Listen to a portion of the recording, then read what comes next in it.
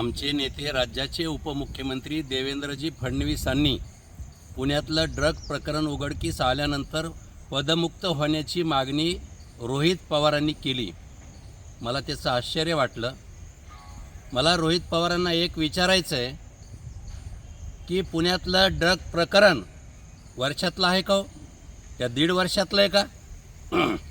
महाविकास आघाडीचं सरकार सत्तेवर असताना 2.5 वर्षामध्ये तुम्ही जो गोंधळ घातला, जो भ्रष्टाचार केला आणि मनमानी कारभार केला, हप्ते वसुली, तुम्हाला आठवत असेल ना?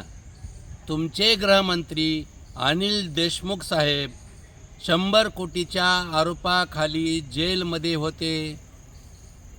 तुम्हाला काही नैतिकता वाटायला पाहिजे आणि म्हणून जेवढं प्रकरण उघडकीस येतात ना, ते प्रकरण गृहमंत्री माननीय देवेंद्र फडणवीस साहेबांनी कणखर भूमिका घेतली। करोडो रुपयाचे ड्रग प्रकरण उघडकीस आणतात, पोलीस धाड टाकतील, तुम्ही हे काहीच केलं नाही आणि म्हणून तुमचं पाप आहे। आमच्या माथी मारू नका आणि तुम्हाला नैतिक अधिकारच नाही गृहमंत्र्याचा राजीनामा मागायला।